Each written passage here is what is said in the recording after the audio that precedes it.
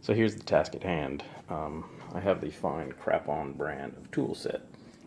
It's actually just a mishmash of Harbor Freight uh, and Craftsman tools and whatever else I happened to buy at the time, whatever I needed. I try not to be too much of a tool fetishist. I just buy what I need and then it accumulates.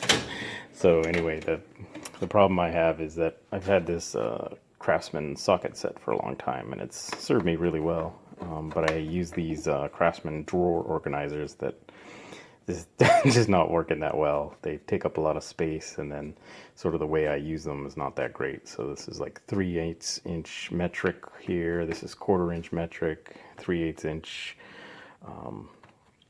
SAE, and then in the next drawer down, these should all be 1/2 inch, but I've mixed in some 3/8 inch deep metric because they don't fit anywhere else. And then I have some, you know, these external lovelies that you use once in your lifetime, and they just sit around taking up space.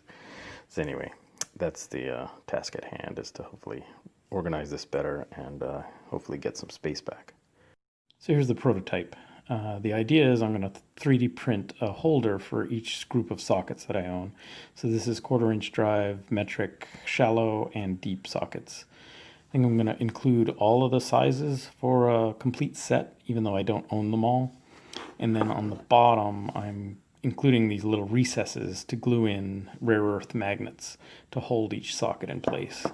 They actually sell versions like this, but you know, this is the year of COVID, so what else am I going to do with my time? So I thought I'd just make them myself. Let's see how it goes. So these are the magnets I got off eBay. So I bought bulk, 100 of each of these two sizes.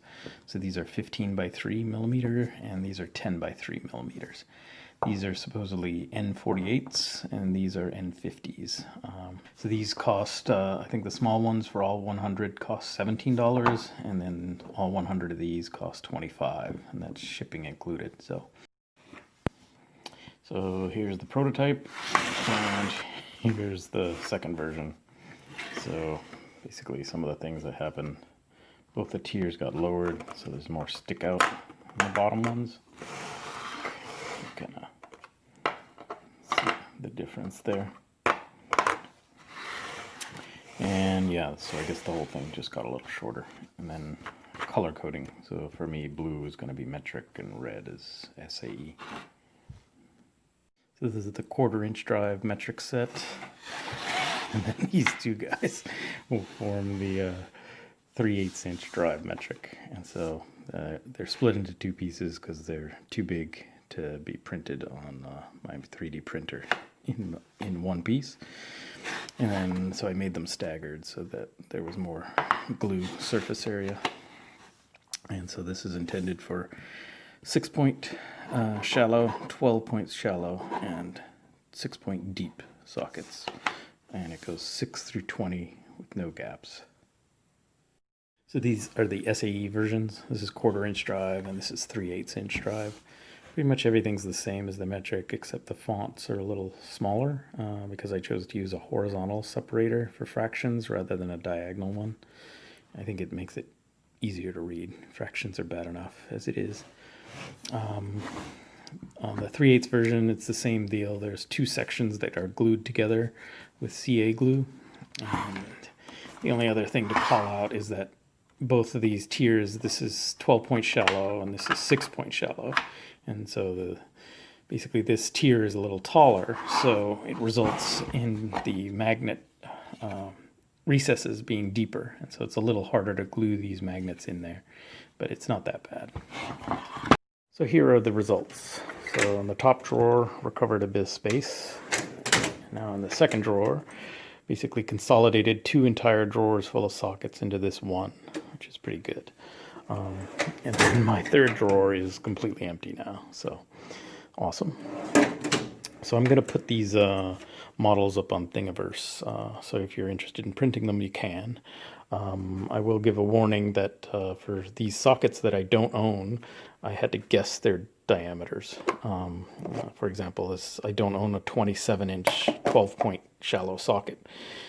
So I guessed its diameter. And so in the drawings, all of these dimensions are parameterized, so it's like a big spreadsheet. And so you can go in there and measure your own sockets, update that spreadsheet, and the model will just adapt. At least that's the goal. Same for the magnet dimensions. You could use different magnets if you wanted. And so in those drawings, I also included bottom covers. So I don't know if you can see that in the light. This is just a black bottom cover. It's 3 millimeters thick. So if you're really interested in this feature of having, to attach the plate, maybe you want to store these on the outside of your toolbox. This bottom cover tends to interfere a little bit with that. The ones I haven't put that on yet stick a lot more to whatever object. So the downside of that is that when they have the magnets exposed, all this kind of gack and every iron filing within a square mile is going to be on there within a week. So that's the pro and con of that. But anyway, hope that's useful to somebody. Thanks for watching.